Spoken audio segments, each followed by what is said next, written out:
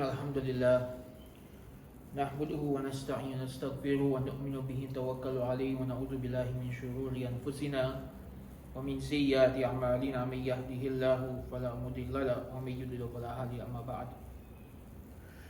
One of the questions that came up from last week's khutbah, and we spoke about fatwas and we said a fatwa is non-binding. The question that arises is then, what is binding? How do you enforce laws under Sharia? And that brings us to this week's topic. This week's topic is about the role of the Qadhi, of the judge in an Islamic land. And the short answer is, a law or a fatwa can become binding in a Sharia land in two ways. The first way is if the Khalifa or Sultan makes it the law of the land. Right? So he passes a hukam based on the fatwa of the Mufti. The second way is if the Qadhi judges based on that fatwa. So if a judge makes a judgment based on a specific fatwa, then that judgment becomes binding on whoever he made that judgment for. So today what we're going to look at is what is a Qadhi and what is the role of the Qadhi in Sharia, and we'll look at a couple of historical examples of this. And I just want to start off by stating that from my understanding of Sharia, the Qadhi may be the most important person, more so than the Khalifa, more so than the Mufti. Because without the Qadhi, there's no practical application of the Sharia in the daily lives of people. The Mufti states opinions. The opinions are not binding. The Khalifa administers the kingdom and fights the wars, but he doesn't really have a say in what is the Sharia. It's the Qadhi who will enforce a law, a judgment between people. And this is why historically, every Khilafat had Qadhis, but also non-Khilafats had Qadhis. Sultanates, kingdoms, and many other types of communities that were not under a Khalifa still had a Qadhi system, so the Sharia was still at play. So what is the Qadhi and what is their role in the Sharia? The word Qadhi means judge, right? A Qadhi is a judge. A very similar but different to the judge in the modern system. In the modern system, law is very complicated, right? If you need to go to court, you need to go through a lawyer, because the law is very complicated. You need a lawyer to understand it, to speak on your behalf, to really be able to get through all the details. That's not how it is under Sharia. In Sharia, the law is very simple. Anyone can understand it, right? The law is very simple, anyone can understand. If you have a dispute with someone and you're not sure what's the right thing to do, you just speak to your local Maulana or Mufti and they explain it to you. The law is simple enough for anyone to understand. And this is why in Sharia there's no lawyers. There's no lawyers because the law is simple enough that anyone can represent themselves. Right? Number two, the judge is accessible. This is a key difference between the Sharia and the modern court system. In the Sharia, the judge is accessible to everyone. In most of our historical kingdoms in Islam, the judge would have his office in the masjid. Right? So imagine a complex like this, and next door to the masjid, there's a small office that's for the judge. And he has his office hours. It'll be like from Fajr to Zuhr, or from Zuhr to Maghrib, he'll have his office hours. And during those office hours, anybody can come and see him for judgment. Anybody. Man, woman, free person, slave, Muslim, non-Muslim, it doesn't matter. If somebody has a problem, if somebody has a dispute, if two people are arguing, whether it's over marriage, whether it's over inheritance, whether it's over custody, whether it's somebody stole something, whether it's a business issue, anyone can go to the Qadhi, and the Qadhi's judgment becomes binding on them. So the people will go to a Qadhi, they'll sit with them, they'll present their case, the other side will present their case, both sides will present their evidence, and the Qadhi will rule based on the Sharia. The Qadhi in general would be a qualified scholar, right? And so what we find is there would be a career path in the Islamic empire, that someone would go study in a madrasa, become an alim, they would then work their way up, they'll be a teacher, they'll be a Qadhi for a small town, they'll work their way up, the highest position being the chief Qadhi. The chief Qadhi in the Abbasid Empire is the one who makes judgments that the king follows, right? In the Ottoman Empire, they were called the Shaykh al-Islam. The Qadhi did a few interesting things about them. Number one, usually the Qadhi would be a person from the community. So he understands the culture of the community, he understands the norms and practices of the community, he knows everybody in the community, and his judgments would be to maintain peace and harmony within that community. That will always be his number one goal, to maintain peace and harmony within the community. And so when people come to him for disputes, he wouldn't just look at what does the law say, but how can we resolve this in a way that maintains the peace and harmony of the community. So when it comes to Sharia, this role, the role of the Qadhi, is central for the application of Sharia. Even when there's no Khalifa, if a community has a Qadhi system, a Qada system, that they take seriously and that the Muslims follow, and people take the judgment of the Qadhi as binding upon themselves, the Sharia will be in place. This is the most important role within the Sharia system. To give you a couple of historical examples of how important the Qadhi is, let's take a look at two Ottoman Qadhis who are very important. One in the history of the Ottoman Empire, and the other in the history of South Africa. Right? So let's start with the first one, Abu Sud Effendi. Abu Sud Effendi, rahimahullah, was the Shaykh al-Islam at the time of Suleiman the Magnificent. For those of you who don't know, Suleiman the Magnificent was considered the greatest of all the Ottoman kings. His reign was the peak, the golden age of the Ottoman era. When he was the Khalifa, the Ottoman Empire was the most powerful empire in the world, with over 25 million citizens, spread across what is today more than 20 countries, across Europe, Asia, and Africa. It was the largest, the most powerful, the mightiest empire in the world at that time. And he appointed Abu Sud Effendi as the Shaykh al-Islam of the empire. The Shaykh al-Islam's fatwas are binding even on the Khalifa himself. Meaning, if the Shaykh al-Islam tells the Khalifa that so and so is a traitor and they have to be executed, they will use that fatwa to execute that person. If the Shaykh al-Islam tells the Khalifa that you cannot wage jihad against that country because we have a peace treaty with them, they have to listen to the Shaykh al-Islam. It's a very powerful position. And he used this position to do a number of very important things. So for example, Suleiman, we know him as Suleiman the Magnificent, right? But he has another title. His other title is Suleiman al-Qanuni, Suleiman the lawmaker. Because in his reign, Ottoman canon law was written down and was basically canonized, right? The Ottoman law was canonized in his reign and became known as Suleiman al-Qanuni, Suleiman the lawmaker. But here's what a lot of people don't realize. Suleiman did not make the laws. Suleiman simply delegated this process to Abu Sud Effendi. He simply said, Abu Sud Effendi, you are the Shaykh al-Islam, you are the most knowledgeable person about the Sharia in this kingdom, you do this. And Abu Sud Effendi is the one who, through his various fatwas and judgments, he basically came up with what we call the Ottoman canon law. Ottoman canon law is basically any issue that the Sharia is silent about, the Ottomans had their own laws for those issues. Right? There are a lot of things the Sharia don't talk about, so the Ottomans had their own laws to deal with those issues, and that became Ottoman canon law, and that's what Abu Sud Effendi put together.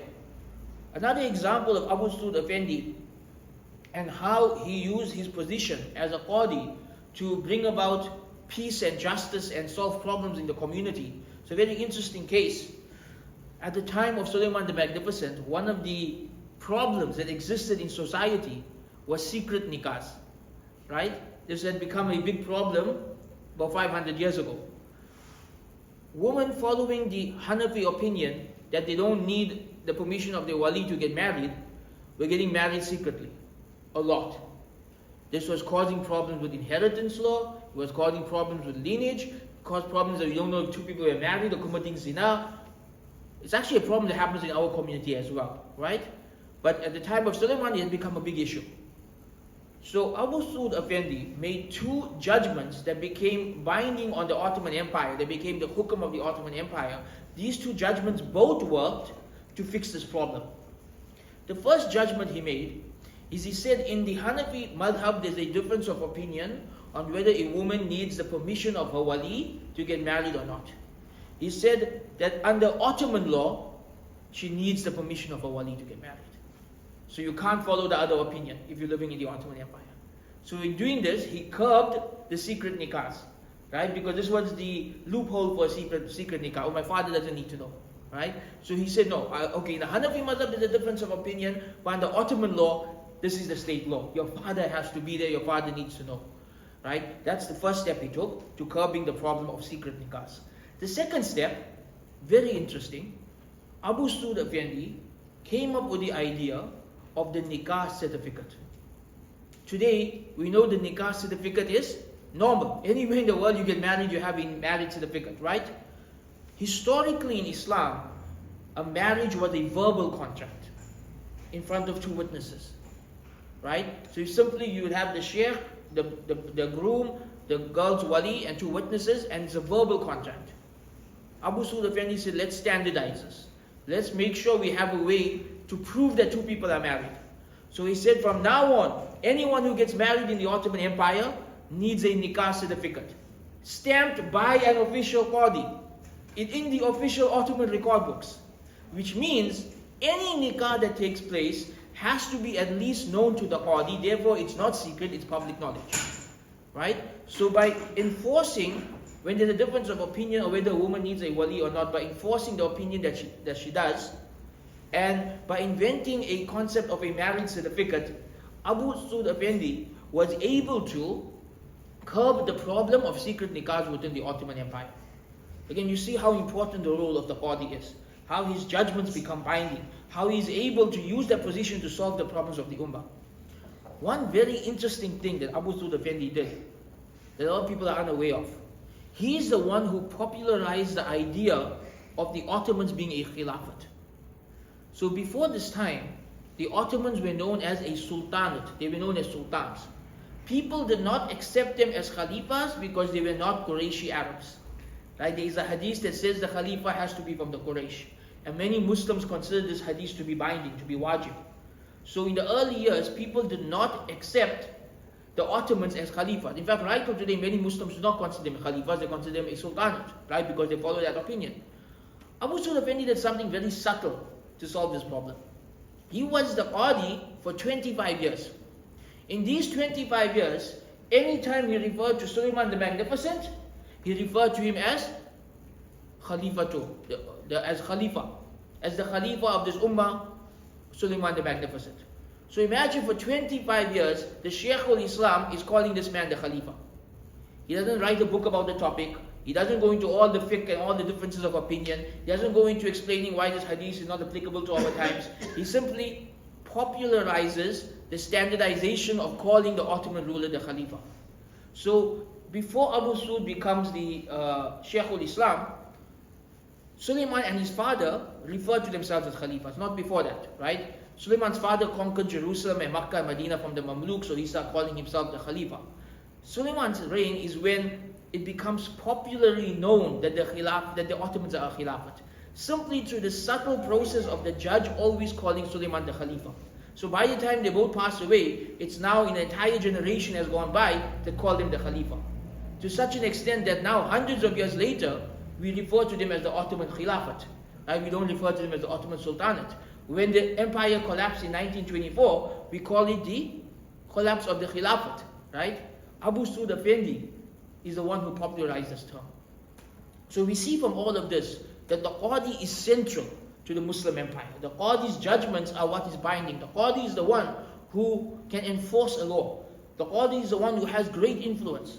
And I'm going to end with another very fascinating example of how important the Qadhi is. Under Shariah, the Qadhi is so important, more important than the Khalifa, to such an extent that even lands where there was no Khalifa, they made sure they had a Qadhi.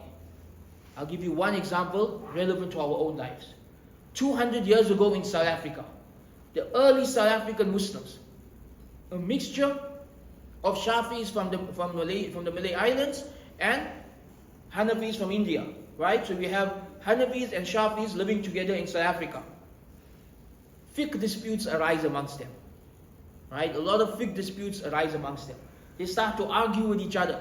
They start to fight. What law do we follow? Whose opinion do we follow? Who's right, who's wrong? The leaders of the community write to the Ottoman Empire, send us someone to solve our problems. Send us someone who the people will listen to, the people will take seriously, someone whose opinion is binding.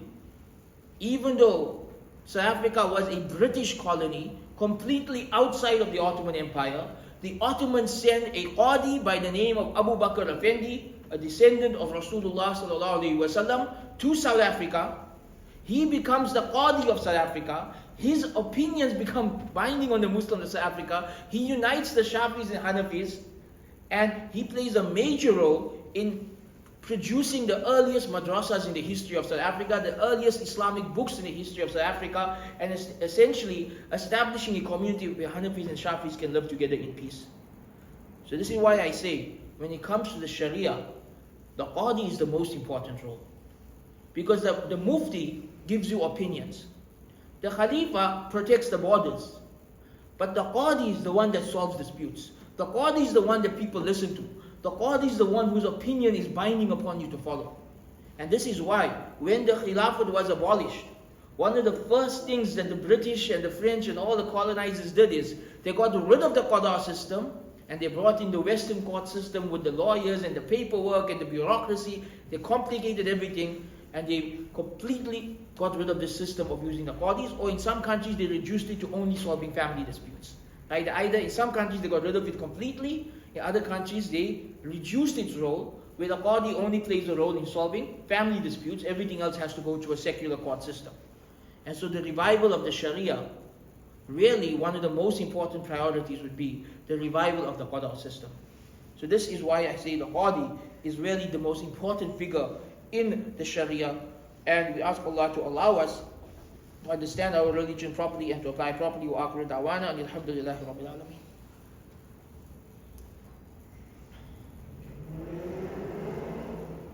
Alhamdulillahi wahda wa salatu wa salamu ala man la nabiyya ba'da amma ba'du fa inna asdaqal hadithi kitabullah wa khayru hadi Muhammadin sallallahu alayhi wa sallam wa sharru umuri muhdathatuha wa kullu muhdathatin bid'ah wa kullu bid'atin dalalah wa kullu dalalatin finnar. If we had to try and figure out a roadmap back to reviving Sharia, it may be a bit far-fetched to think of a Khilafat right now. Even the Ottoman Empire itself took 300 years to become a Khilafat. Right? When the Ottoman Empire started, it was a small little sultanate, it was just a few towns. And it took 300 years before they could call themselves a Khilafat.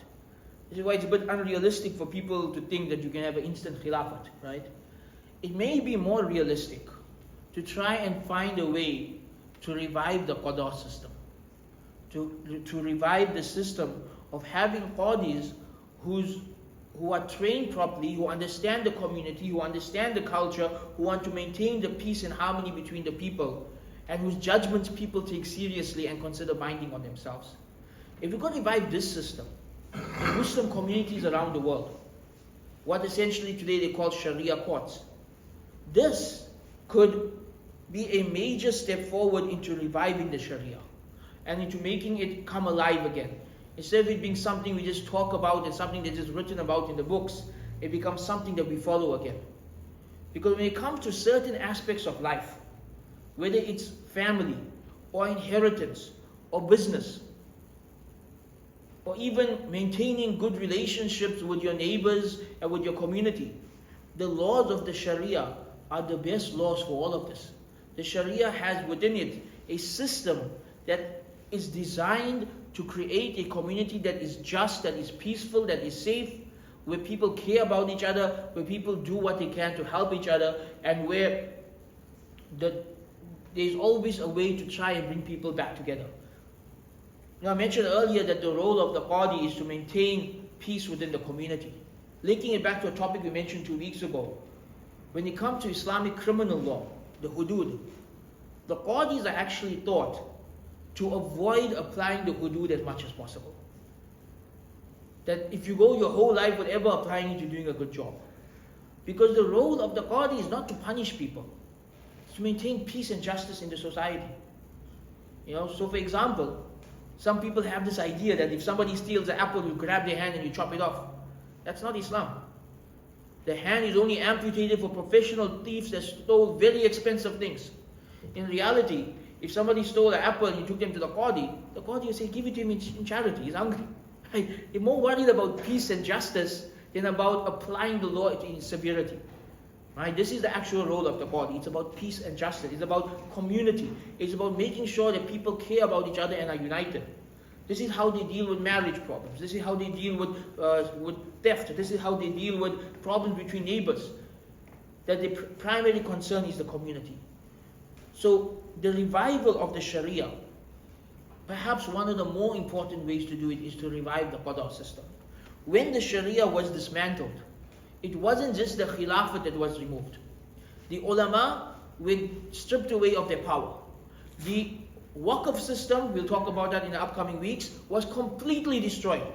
Right? Just 100 years ago, 60% of Muslim land was Awqaf. 60% of Muslim land was Awqaf. That's one of the first things that the British and the French sought to destroy. The Qada system, completely dismantled. The Muftis reduced to their opinions being of no value. They destroyed all of these different systems. Our problem is you're only looking at one system, you're not looking at all the others.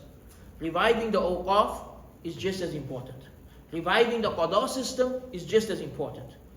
We need to find ways to get these going. And I think it's more realistic to focus on reviving these than jumping straight to reviving the Khilafat, because all of these work together. And really, if you have a proper Qada system, you can live a Sharia compliant lifestyle even if you are unable to live in a Khilafat.